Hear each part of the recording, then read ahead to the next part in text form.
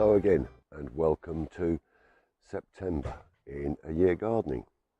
I've just been and collected some nice beans for our dinner later today, but we've got a lot to get through in today's show, and I've built a little program together today to show you some bits and pieces in the front garden, some pruning because of some damage in the wind, show you the benefits we've had of a little bit of rain, and also I'm going to be taking out some of the leaders on the mini orchard to bring down the height of the trees. Now you may remember when I bought them, they're on grafted rootstock and the guide was between 2 and 3 metres. They're well in excess of the 2 metres and probably in excess of 3 metres, and we'll have a look at those later on. So lots of things to go through. We're going to go back into the polytunnel as well later on, and we're going to be planting for winter. So lots of things to get on with. So without further ado, welcome to September in A Year Gardening.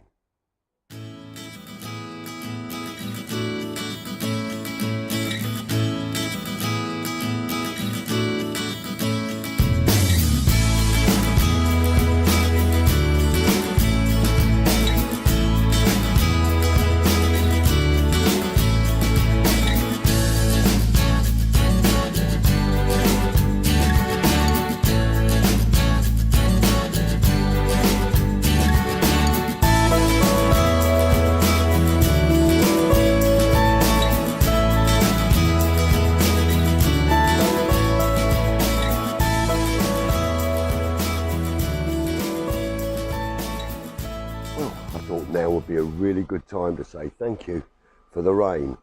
Now you may remember I joined these two water butts together.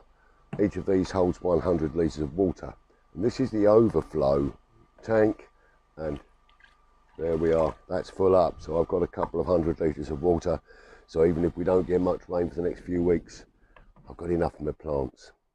And whilst I'm talking about the rain, it does mean that the grass has started to come back and give us a nice green colour.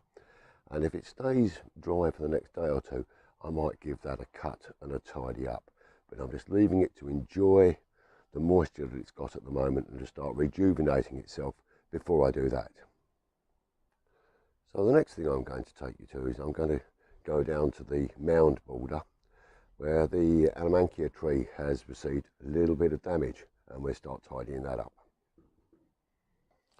Well, here we are at the Alamankia tree, and during the strong winds that came with the thunderstorms the other day, this has received a little bit of damage, and we've got a break here, so we don't want to risk any disease getting into the tree. And I can see that just below where the break is, we have got some fresh growth coming up. So my intention is to actually cut straight through that and remove the damaged section. And so I'm just going to take my loppers inside there, and with one nice clean cut that off. And there we have the damaged section, which is not very pleasant, but that has obviously broken right through there. So we've now taken that out, and that removes the risk of more disease getting into this lovely tree. Well, while I've got my loppers out, we'll go up to the mini orchard and we'll have a look at taking out a section of the leaders so that these trees can grow nicely and the fruit will be harvestable. So if I let them grow too high, I won't be able to reach the fruit next year to collect it. So that's a little job we get on with now.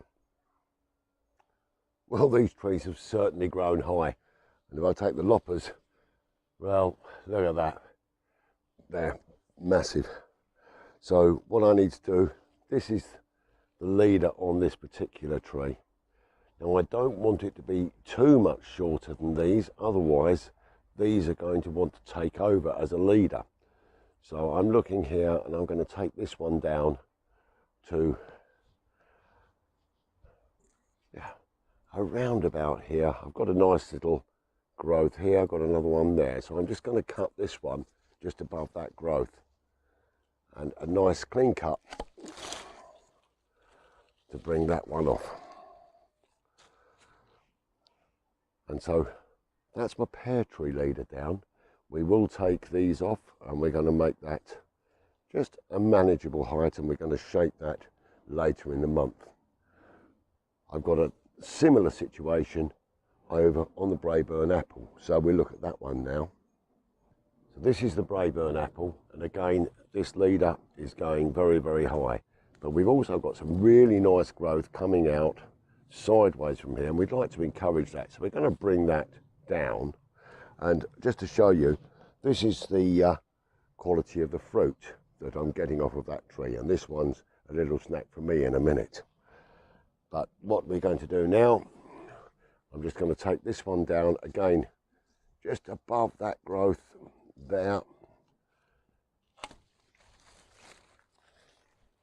and that's another little job done on that one. I've got a similar situation over the back here, but not exactly the same, and this is on my plum tree, and so I'm going to take out quite a few of the taller growing branches on the plum. So this here is the Victoria plum, and I'm just going to bring this down to a manageable height, and it's going to bring itself back up again.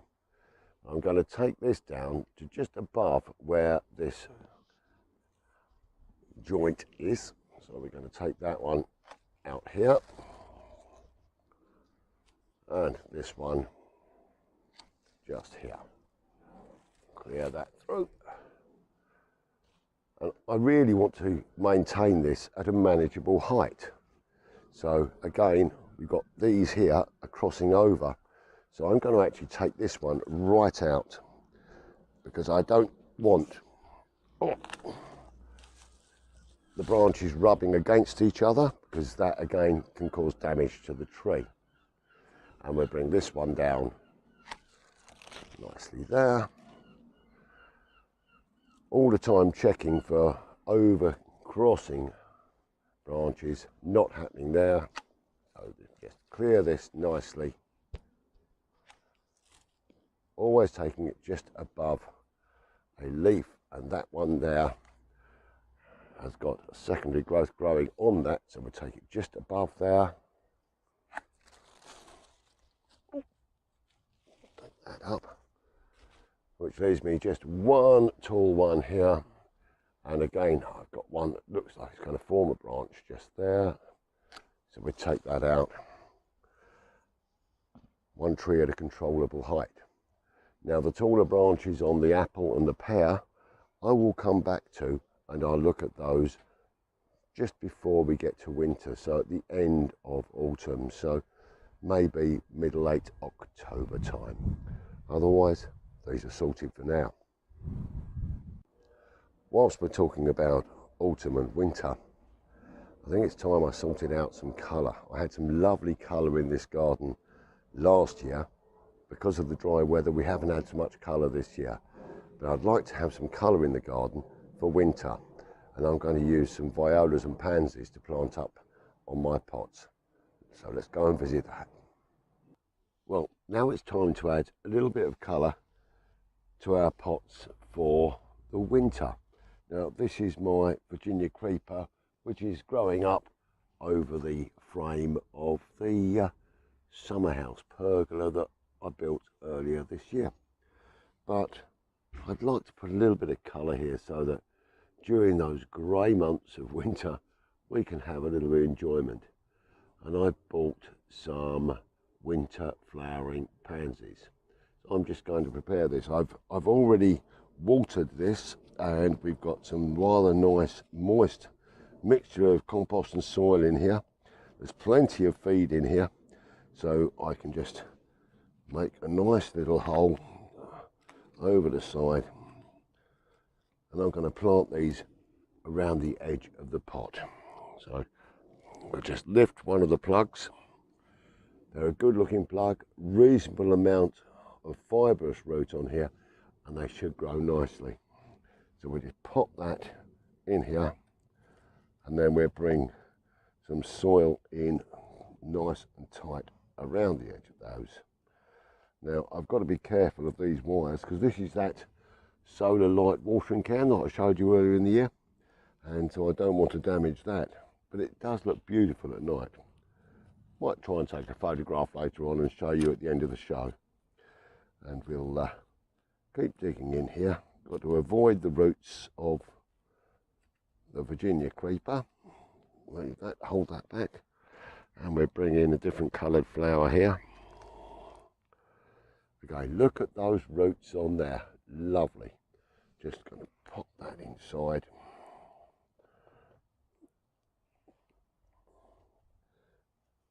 Pull that down. This is going to give us some beautiful colour through the winter months.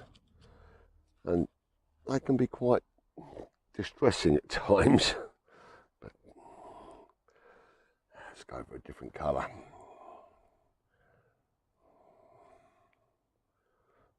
Pop that one inside here. Lovely.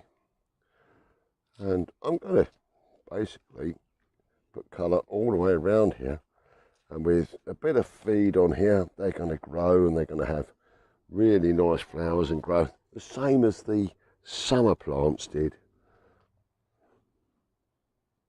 They gave us some beautiful colour during the summer. Now we're going for some winter colour, and I've got some violas which I'm going to put into the pot the other side. Smaller flower, not as dense growing, but they're going to give me an equal amount of colour. I've also done a couple of hanging baskets with these winter flowering pansies as well, so that we're going to have that little bit of brightness during those couple of grey months to come. Well, welcome back to the front garden. Now this delicate, beautiful little rose is a rose I really love, but this year it has been devastated by rust and black spot on the leaves, so I'm cutting it right back, and hopefully that will save the plant for next year and it will come back all the happier. So I'm taking it down a little bit at a time, purely because it's very, very sharp and it has lots of thorns on it. But we'll just remove this section here and I'll show you the black on the leaves here, and that is really not very nice. So I'm taking it all back in order to get a much healthier plant next year. However, whilst I've been cutting this back, I discovered this, and this is a vine that's been growing in the background of here. So I want to show you something special about that vine. I've been back over some old photographs that I took when we first started to tidy this front garden, and this definitely wasn't here. So this is a self-seeded plant, and it's been growing and growing and growing, and it is quite a large vine. As you can see, there's a lot of it, so I'm going to have to look after this, mainly because of what is on it, because it is a grapevine, and you can see hopefully some of the little grapes on here, and they're an edible grape. I've tried them out. There's a couple left on here. These are absolutely beautiful. They're sweet as anything. Absolutely gorgeous. So I've got to look after this. So I'm going to clean out this rose, sort out how I'm going to grow this vine and train it and give it a really nice home. Mind you, whilst I'm out here in the front garden, I will tell you something that's going to be happening in the next show, because I'm going to be lifting the decorative plants that we put in, some of the geraniums and things, and get those ready for overwintering in the greenhouse. And I'm going to be planting a load of spring bulbs, some daffodils and tulips, some narcissi, and we're going to cover that in the next show. But for now, I've got to carry on cutting this down and sorting out how I'm best going to treat this vine. What a lovely surprise that was. Well, hello and welcome back to the working part of the garden, and in particular the polytunnel. Now, I've only got a few plants growing in here at the moment. It's seasonal change over time, and I've been sorting out in here, and I've just moved this old bookshelf down here, which I'm going to use for some pots and bits and pieces, which is better than having a table in here, because that was restricting the area that I could grow, but I can use this for growing on as well. So I'm going to be making a few changes, doing a little bit of tidying up and cleaning up in here. But the first thing I'm going to be doing is I'm going to be planting some crops for Christmas eating. So I think I'll just show you that now. Well, I really can't tell you how much I just love being in here, and the benefits of having this polytunnel have really come through. I've still got some tomatoes growing in here. I'm going to keep those going and see how long they will last for, and hopefully we'll be getting some more fruit off of those. But other than that, it's clear through time, but also planting time. So I'm going to be actually putting in here some potatoes. I've got 6 potatoes which have started seeding indoors, and I thought, well, if I can get those in the ground, then we will be in a good position for some nice potatoes around about Christmas time now, because we're in the first week of September now, and so I'm going to get these into the ground, and we're going to grow some potatoes. You might remember I tried growing some winter sown or autumn sown potatoes in the past. I was doing that outside, and that really was not a success. So I need to just try it inside the polytunnel now. And I've got some reasonable soil here, so I don't see why it won't work. I'm only going to do 1 trench, and then I'm going to use the soil from this side for earthing up. And I think this is going to be big enough to get 6 plants in there. So we can get that out of there.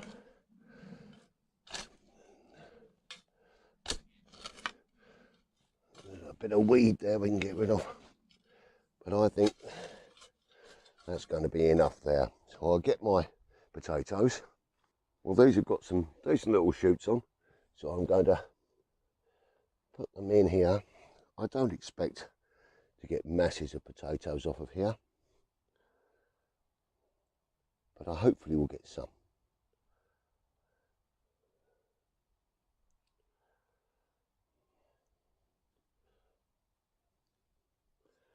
One, 2, 3, 4, 5, and 6 there. And then we just make sure we've got a decent covering of soil on each one.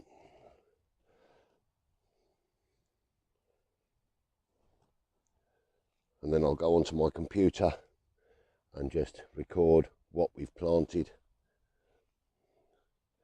and where.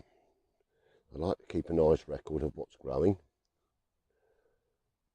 when I've planted it, and what the results are, because if it's wrong, then we can always change what we've done for next time and see if we can get it right. So they're in the ground there, nicely covered up. The next bed I'm going to prepare, and I'm going to put in some more beetroot. I've got beetroot outside, and then I'm going to be planting some all year round cauliflowers in here as well. So let's hope that this polytunnel is going to bring a lot more joy this winter for me. I think now we'll just pop into the greenhouse while we're down here, and I'll pick some of the last fruits in there, and we'll see how they're looking in there. Must admit, I haven't been in there for a couple of days, so it'll be a bit of a joy for me as well. Well, yet again, it's season change over time here in the greenhouse, and I notice a oxalis growing through here, so that's come from one of the corms that I've dropped. But I have got some rather nice cucumbers still growing on here. There's 1, 2, 3, 4, 5, 6, 7, 8, 9, about 10 of those. A few green tomatoes still sitting on here. They are not likely to go red now, but we'll leave them and we'll see. But just to get rather nice cucumber, I think we're going to have some salad later, so I might as well take this one up. And we've got just a few more growing on here, looking rather splendid. And I'm sure we might pick a couple of those smaller and actually pickle those. Nice bit of pickled cucumber, always lovely. But that's the quality that we're getting out of the greenhouse.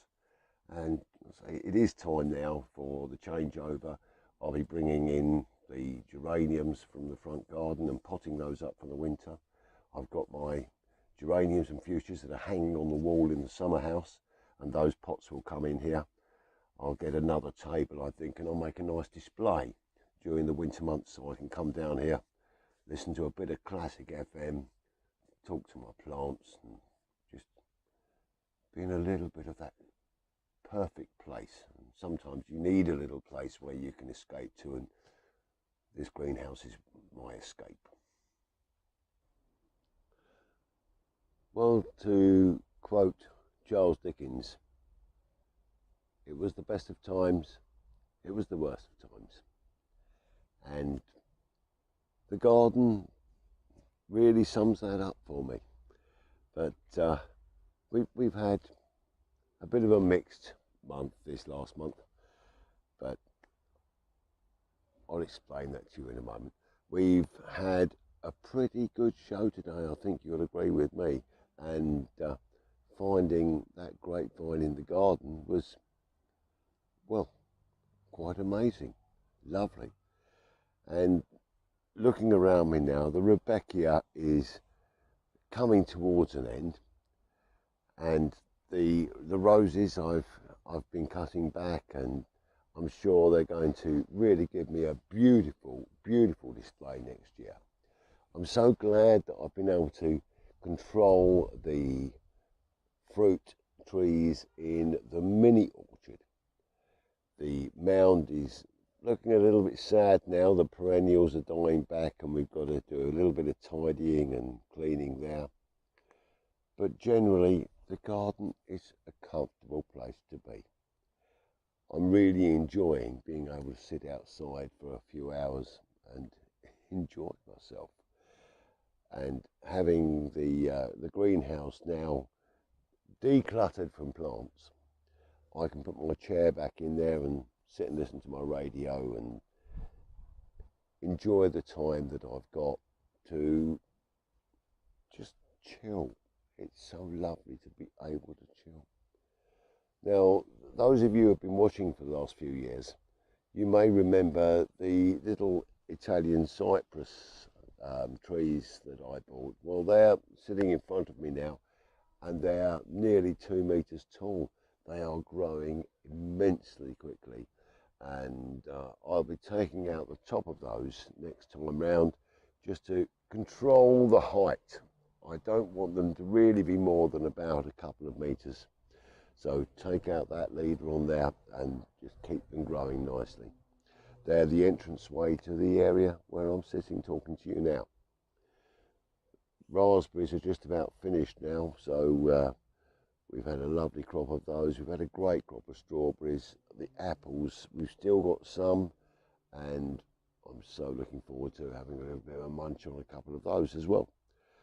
This area I've tidied right back. The green is coming back, hence the rain has really made a difference, and the grass is getting more lush, but I'm not going to cut it for a while.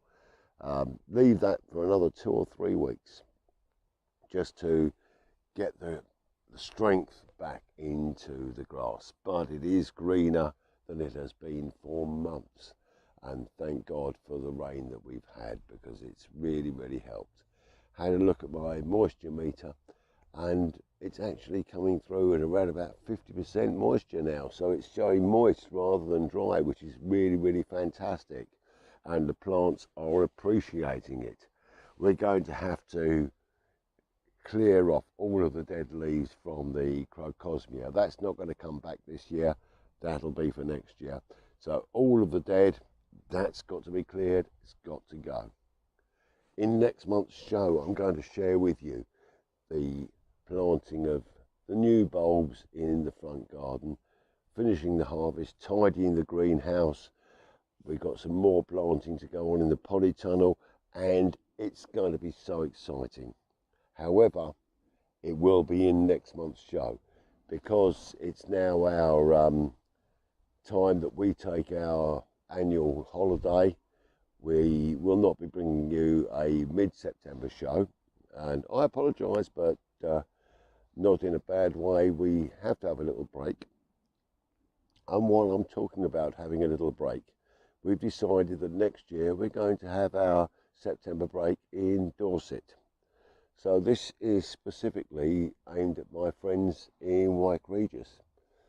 We're thinking of coming to the Weymouth area next year for our holiday.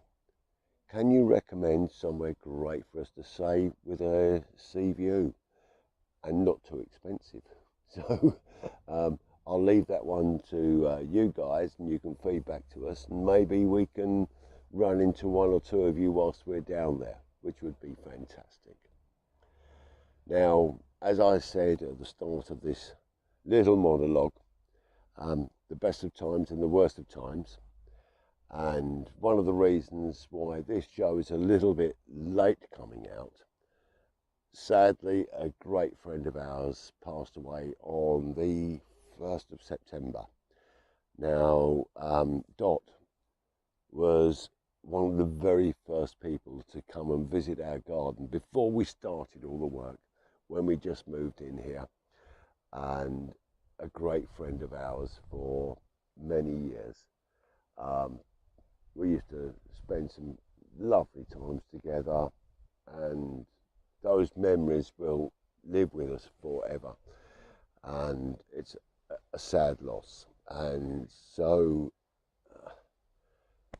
today's show I dedicate to her.